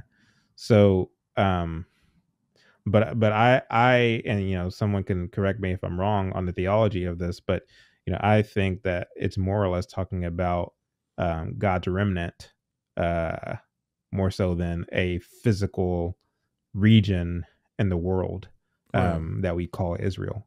I think that's more talking about a people, not just quote unquote ethnic Jews, but God's remnant, namely um, those who put their faith and trust in uh, Yeshua, the descendant of David, Mm-hmm. um, who God has called people to Himself, called the nations to Himself through, because the Bible teaches that Christ is the only name given under heaven by which man can be saved. There's no other way. Muhammad can't do it. Hinduism can't do, like, no other means that you can get to God but through Christ. And so, to the extent that a person puts their faith and trust in Christ, they become what we call God's remnant. And Okay. so, the Bible talks about, in Christ, there's no longer slave nor free, Jew nor Gentile, male nor female, for we're all one in Christ. And so God's remnant is anyone who puts their faith in Him, be they Jew or Gentile. And so, when it talks about, blessing Israel, I think it's more or less talking about God's remnant more so than a physical location on the planet. But that's Right, because there that's a whole debate was in itself. the Israel of today So is not the Israel that the Bible is referring to. I wouldn't think. right, right. Yeah, I mean, I guess that gets really complicated. It's just interesting to me because I've never seen a terrorist attack happen and a huge swath of the world go protest about saving them. You know, and I don't Mhm. know much about Islam and like what they believe, or what their doctrine is, or anything like that. But I just think that whole situation is really it's really tragic and really interesting Mhm. at the same Oh, for time. sure, for Because sure. it's a lot of there's a lot of Arabic people that live here in Germany. They Oh, is kind there? of, yeah, it's similar to like Hispanic people coming to America. Mhm. A lot of Arabic people What kind move of to jobs do Germany. they typically take? Uh, I mean, I don't. I can only speak to what I've seen them doing, and a lot of them come here open businesses. They Mhm. like on every corner in the city. It's like either a shisha shop, a shisha bar, where people sit down and smoke those little flavored tobacco things, or Mhm. like Hookah. yeah, hookah. They call it shisha here, and they open like little shops, like little kiosks, little donor shops, like these little Turkish food shops and stuff. Or they're the ones that have the cleaners, or barber Mhm. shops, hair salons, stuff like that. They all get money to open businesses when they come here, and they From the all, government? yeah, the government helps them out a lot when Oh, they wow. come over here. Yeah. So they Mhm. they say, I have no problem against Arabs and whatever, but a lot of Germans are called racist because they're kind of concerned about how many, because like you said, Germany is really docile, like, as a country. Like, they're super like non confrontational about a lot of issues and stuff, and they're very liberal about a lot of issues and stuff, and they don't want any conflict. So we let in the most refugees out of anybody in Europe, Mhm. and a lot of them say like Germany is going to be an Arabic country soon in the next in the near future, because they're in their culture, they have a lot of kids. You like, it's nothing for like Yeah. an Arabic family to have like 7, 8 kids. You know what I'm saying? Right. And Germans don't have that many kids. They might have 1 or 2, and it's less and less. Right. So most of the time when you go out, you see I more. wonder what the demographic. Like I said, most of the I time wonder when you what the go out, you see demographic more balance is. Arabic people than Germans. I wonder what the demographic balance is right now in Germany. Arab versus German. Who is the current chancellor in Germany? I don't know. They just changed them. It was Angela Merkel for a long time, but now it's some new face. But I don't really know his name. I don't really pay much attention to German politics. Hmm. Nothing really happens here. Like they keep a lot of their stuff like under wraps. They don't really Hmm. broadcast all their shortcomings like America does. So how do you in Germany get like access to? So would you say that you have more, I guess, news or information coming in from the United States than from Germany, Oh, or is definitely. it just a matter of what you look into yourself? No, everybody in Germany knows more about America than they know about what's going on in Germany. And I would say that That's for a interesting lot that of you say places in that the world. because yeah, that's interesting that you say that because I was talking to some friends from Canada and they were saying the exact same thing that they know more about American politics than they know about Canadian politics or who's in charge of this or who's in charge of that. They know more about America than Canada. So Oh, that's very interesting. yeah, for sure. That's why I was like, I'm over here I got a perspective from the outside looking in, just like most people in Mhm. Europe and in other countries, because America pushes out their politics like a big reality show. It's always something Mhm. crazy happening, especially since Trump, because every word he spoke was like, oh shit, what did Trump just say? What did Trump just do? So Right. he was the topic. He was just as famous in Germany. I can speak to as he was in America. Like everybody knows who Trump is, has a very strong opinion about him, whether it's for him or against him. People lost relationships for supporting him over here. Family members don't speak to each other because of their American political stances and stuff like that. Like it's really crazy. I've gotten into arguments with people about Trump over here, and it has nothing to do with them. What was Angela Merkel's position on Trump? Do you know? Just that he was like a buffoon who didn't know like what he was talking about or what he was doing. Like when he was in office, him in America was just like the laughing stock of Europe. Like they only talked about him to make fun of, you know, something America put out about him. And how good of a job did Angela Merkel do as chancellor? Was she She was like how was chancellor she for a like long what was her time. what was sorry? She was chancellor for a long time, and everybody What she's very well loved by Germans. that's interesting though because what was her position with the onslaught of Arabs moving into Germany? Was she against it? Was she neutral on it? Was She she was for it. like all for it? She was So for that's it. interesting though because like how is it that on the one hand the German people um have an issue with the influx of Arabs moving in, but yet they love the woman who was all for it and was a position, in a position of leadership. Well, you That got to seems like think a about like the German mentality. Like they, Hitler's from here. You know, Mhm. they, the Holocaust happened here. They don't want no problems. You know what I'm saying? Like they, they're super liberal. It's still a Nazi party here, but they don't get really support like that. But the fact that Germany doesn't really have an army, like they have an army, but it's really passive. Like they don't even have like they're not really equipped for battle. They're like a support army and stuff, and people can serve or not.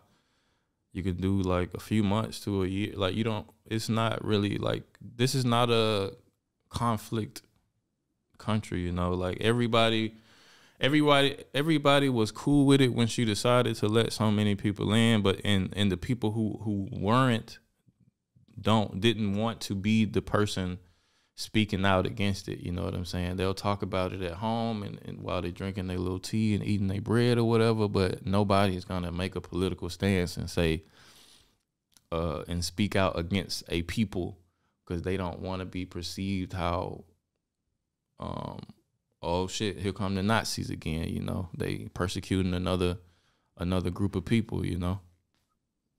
That's a very interesting thing. It reminds me of a story I heard a few years ago on PBS, where there was a white man, older white man, who came out of a store to see his car being stolen by three young black men. Mm-hmm. And they drove away in the car, and he called 911 because he didn't know what else to do. So he called 911 and he told them, my car was just stolen, and it was three young African American men. I hesitated to call the police, but I didn't know who else to call. Please don't send the police to find them. Mm. Send the EMT, or send the ambulance or someone like that, but please don't hurt these young men. And so this is this kind of mentality, once again, that I think is shaped by indoctrination, where you're afraid to do what's right or to speak out, even if it's, you're speaking from a place of honor or genuine concern, because you will be labeled a racist or whatever the case may be. So you are willing to have your belongings and your property stolen, or even be shot at or harmed in some way, so long as you aren't accused of being a racist or a Nazi or whatever the case may be. And Right. so I think that's a very troubling thing, where we are, we our arm is kind of twisted behind our back, to be able to acquiesce to this kind of faux reality, in pursuit of something that's not real, so long as, what I mean, certain other people get their way. Mm-hmm. And it's interesting because I was listening to you earlier, where you said that German people are accused by Arabs of being racist because there's certain German people who are concerned about the influx of Arabian people who are moving in. Mm-hmm. Again, this is a common tactic that's used, where I want to call you this pejorative so as to neutralize you.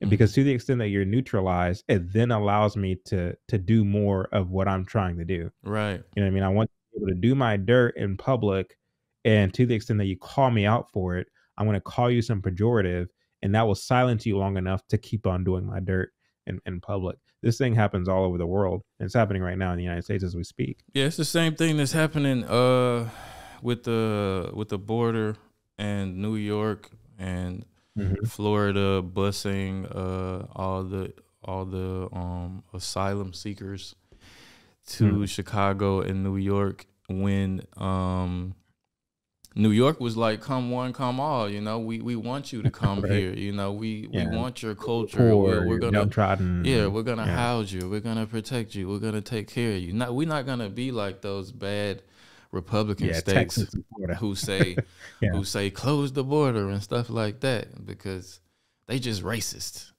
But Right. when they was saying we want the border, we want more help at the border, and we need to close the border because we can't handle all these people, and we're right at the border, and I think it was a brilliant idea and strategy for them to start busing people to these sanctuary states, Mhm. who was talking all Yeah. this shit for You said you're not a sanctuary. yeah, you said you're the sanctuary and you inviting them, so Right. here they are. And now they like, oh, this is a national crisis. We can't handle these people. We want you to come to the Right. States, but please don't come here. Eric Adams, and like, shut the fuck up. I'm sorry for my language, but talking all that shit, and then Right. when the Right. shit hit the fan, you like, oh, now I get it. But it's Yeah. too late now. It's too So yeah, late. DeSantis and Abbott, they call their bluff. Yeah. So, and they were sending these people to Martha's Vineyard too, where Obama lived. They Oh hurried up yeah. and kicked those people out of there. Yeah, it's all you can be, you can virtue signal your ass off and talk all the mess in the world, but when like it really hits home, then you kind of have to agree with people who are looking at it, from a perspective of what the outcome is going to be, You know, what is this going to turn into in the future? You know, you of course everybody, you know, you want to help people, but you know, do you have the resources to help 200,000 people who come to your city in the span of 1 Right. year? You know, no, you don't. And then you want to cry to the federal government to give you more money, and they say no, and then you act like, I think Eric Adams trying to act like it's a racist thing that Biden is refusing to like give him money for that. Right. But like the whole sanctuary city thing is like, we're not going to assist the government in kicking illegal immigrants out. So you're not Right. going to assist the government in like protecting the borders and stuff, but you're going to ask the government to give you money to house and feed the people that you don't want to assist them with. What sense does that make, you know? Yeah. But yeah, that's the kind of thing. But Germany, they don't let up on letting people in.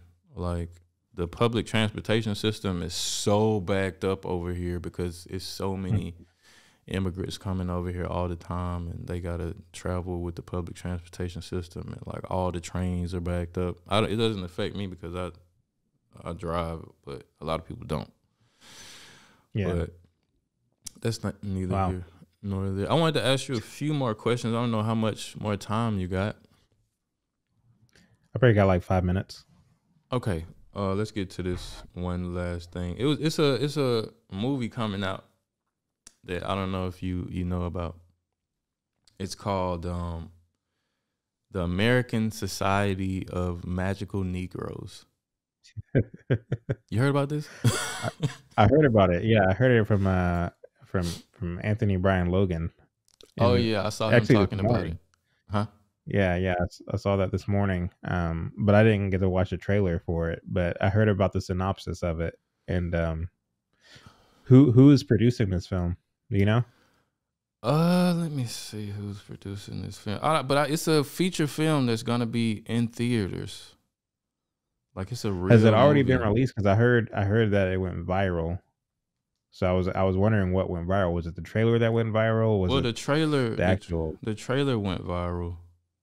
Maybe I can play it in the program. Let me see if I can play it.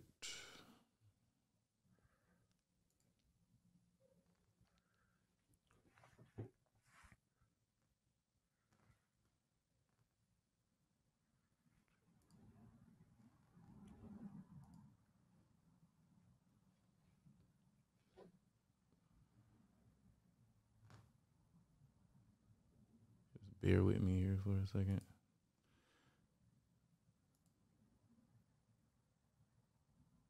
Pretty ridiculous plot to the movie though, and what a name.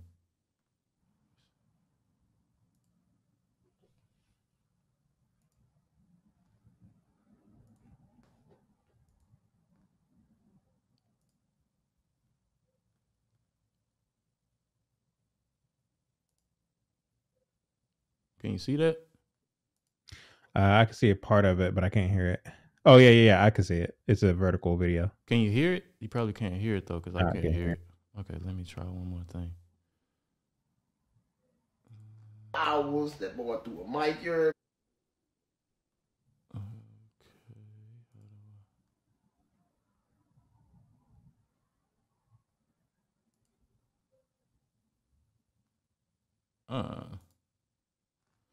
It's gonna take too much for me to get the video in there. I should have queued it up before. But the premise of the movie is just like, it's a group of magical Negroes that Actors, right? yeah. And the main character is like a mixed kid, but it's a lot of prominent black actors in it, I think. But the whole premise is like these magical Negroes exist to placate to white people to keep them happy, so they don't become the most dangerous thing the world have ever seen, and that's a angry white person. And like it's a scene that pops up where this white person is about to get mad about something, or he's about to be sad about something, and a meter pops up next to him, and it has like white tears on it, and it's like a meter that's like kind of going up, and the dude has to kind of step into the situation and do some magic trick and like make the white person feel comfortable again and stuff like that. And it's like a love story involved, but the name and the premise of the movie is just a lot for me. And I don't know like what they're trying to do with this movie and what studio picked it up to put it in, like to give it a theatrical release. Like the whole thing was like a Key and Peele skit like a few years ago. I don't know if you ever saw that. But the thing about movies like this, and they come out ever so often. I know Barack Obama, he has his film production company called Higher Ground or something like that, which releases all of their films exclusively on Netflix. They just dropped one, Jay-Z, right? Yeah. Jay-Z found himself in the film production industry. He's releasing, if not already, a film where Jesus is black and he's smoking weed and all this other nonsense. So, I mean, ever so often, they will release these films, and it goes back to what we were talking about earlier, where you are kind of normalizing, in this case, the beliefs and feelings and sensations that a lot of folks, unfortunately, in Black culture have. Mm-hmm. Namely that, Black people, we've always saved democracy. We have always saved, the world, and we are kings and queens and this, that, and the third. To the extent that you can keep people in this kind of stupor, you can always count on them to assist you with whatever political program you wish to push. And I know that seems far-fetched, but again, this is the point of a lot of entertainment. This is the point of a lot of these films and stuff that get released. As I said earlier, a lot of what we see and how we see reality is shaped by what we see in entertainment. A lot of people, for example, their only idea of what slavery was like is comes from what they saw in the film Roots. Right. Not from actual. I mean, they have the I forget what they called them, but what was it called? There was an actual name for it, but some journalists actually interviewed real slaves, and they even got some of these interviews on camera, where you had slaves, I think back in the 1930s and 40s, who were talking about their experience on the plantations and all the things. And it's a night and day difference from what those interviews revealed versus what we actually see in Roots. That's not to say that slavery was this, great time that everybody was having. But again, a lot of what we saw in films like Roots were, there were liberties taken. Mm-hmm. And again, so as you fast forward to today, whether you're talking about Jordan Peele's film Get Out, or even this film, The Magical Negro, and every film in between, which kind of reinforces this notion that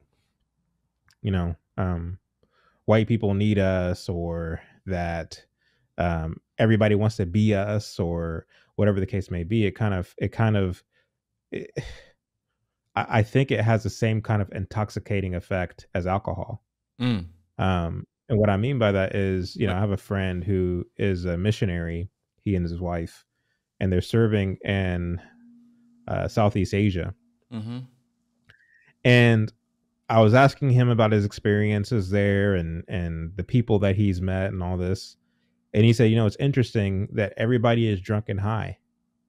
He says it's hard to get people to work because, their whole strategy is to introduce like the free market to these people so that they can learn how to get on their own 2 feet without depending on the state, without depending on the government, and to also share the gospel with them, because we're trying to give you work ethic, but we're also trying to give you ethics. Mm-hmm. And work is a big part of that. And we're teaching them how to start businesses and do these things. But, we're having a hard time because everybody just choose to be drunk and high. And as it turns out, the government incentivizes the drunkenness and the highness and the inebriation of its people. because the government has a vested interest in keeping the people intoxicated and thus debilitated enough to take care of themselves, to fend for themselves. And so if you think about it, if I can tell you on the one hand that you are oppressed and that the white man doesn't want you to get ahead, I can tell you that on one hand, that kills your spirit. But if I tell you at the same time that you're a king and you're a queen and everybody wants to be you, and everybody's jealous of you, that gives you this kind of sense of entitlement. So not only are you not putting in the same kind of work ethic as your non-black neighbor because you feel like, what's the use? You also feel that you're entitled to reaping the benefits of living, housing, all the things that go along with it, because you're entitled, because you're a king and you're a queen. And so again, that I get that sounds like a far-fetched kind of stretch between a film like this and what it is I'm talking about. But what I'm simply trying to communicate is how films, music, a lot of these things reinforce the ethos, the pathology, and the mores of culture. And it kind of reinforces and validates a lot of the preconceived notions and mythology that Black culture has, that keeps them ever in this kind of chaotic, dysfunctional state. I'm hoping that makes sense. It definitely makes sense, and I totally agree. You mentioned roots a lot in this. I wanted to ask you about that too. You say you ain't got much time, but I looked into the whole roots thing because I remember roots and like Kunta Kinte and I recently came across the fact that most of his depiction in the book and the television series was plagiarized, or the book was plagiarized, and it was an exaggeration of the experience of slavery. And I think he was even quoted as saying like his people needed a depiction of slavery to like live by or something. I can't remember his like exact quote, but he pretty much admitted that he like, of course slavery was a horrible thing, you know what I'm saying? But he made like roots, and his depiction of it is like every Black person's idea of what slavery was. Even to this day, I think people think that was more of a documentary than like a fictional story, Yeah, we do that with every Hollywood film, though. We take it as gospel instead of realizing no, they probably took liberties with this, and that goes for right or left, Yeah, both sides do it, really. But yeah, I feel like we could talk about these issues forever, but I'll let you go, man. I really appreciate you taking the time to talk to me about what we talked about, and I hope we can do this again, man. Yeah, for sure. I definitely would love to come back and continue the conversation, because as you said, it sounds like you had more questions, and I know I had a lot more to say on the subjects I was talking about, especially since I know and I realize that what I was saying with the civil rights movement and stuff like that, a lot of it is stuff that people have never heard before or never really thought about.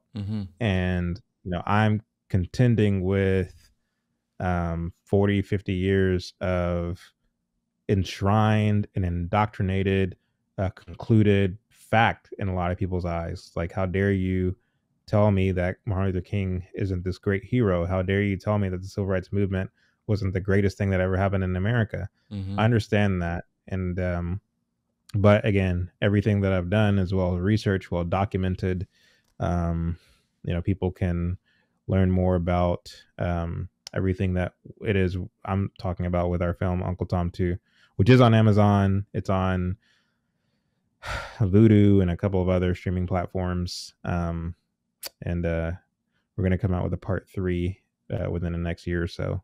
Oh yeah. Where we go into the history of what we call Black culture, or the myth of Blackness. And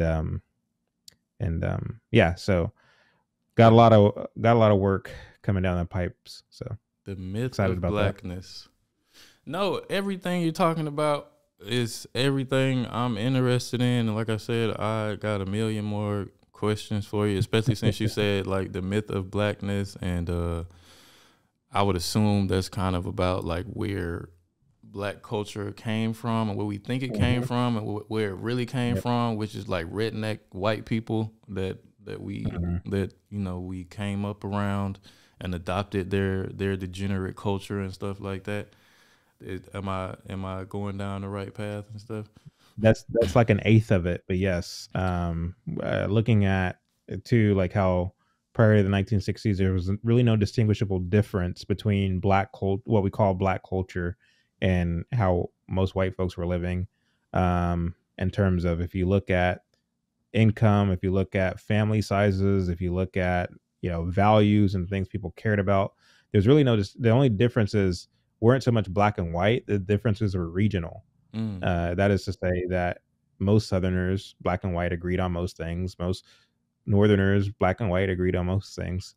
It wasn't until in the 70s, 60s, and 70s where you had the emergence of black exploitation films, which popularized, I should say, thug culture, drug selling and dealing and sex, pimping and hoeing and all the things. Right. You saw this kind of push of black assertion. James Brown, Say It Loud, I'm Black and I'm Proud, Black Power. There's on the third, where blacks began to embrace African culture, although it wasn't really African culture. It was just a concoction of a bunch of mess. You saw black folks naming their children all sorts of what they thought was African names, but wasn't really African names, or just coming up with names out of nowhere. Again, insisting on their blackness because they wanted to rebel against what they saw as Eurocentrism and white culture. And so we're looking at the origins of that. Where did this fad come from? Where did this trend come from? So yeah, it's a myth of blackness. What black culture was made in a Hollywood basement. It's not real. Wow. It's not real because it came seemingly out of nowhere. So we're going to be looking at and dissecting that. So I hope y'all put hip hop in there a little bit too, because yeah. I think they definitely going to be put hip hop got a big responsibility in the degenerate modern day culture of black people. But yeah, for sure. Like I said, I don't want to hold you up, man. I appreciate you. Do you want to like tell people where they can find you, like your social media handles or anything you want to say in closing? Yeah, you can find me at Chad O Jackson on I'm on Instagram, YouTube, and Twitter. And apart from that, man, just working on some films. We're coming out with a film called Comrade Yuri, about Yuri Bezmenov, the KGB agent who defected and tried to sound the alarm about Soviet influence in American culture. He educated us on what ideological subversion is, and how a lot of what we think is reality isn't reality at all. It's all a lot of it is indoctrination and programming through entertainment, through news, this, that, and the third. He was able to really articulate that in a very profound way. So we're making a film about him. So yeah, I basically keep to myself and stay quiet. I do some stuff on, like I said, YouTube and IG, but if you're interested in learning more about me, you can find me on those places. Okay, man. Well, we appreciate you, and I'll let you get out of here. And good luck in all your endeavors, and let's do this again in a few months, or when your next project comes out. Definitely. I enjoyed it. Me too, man. All right. Peace.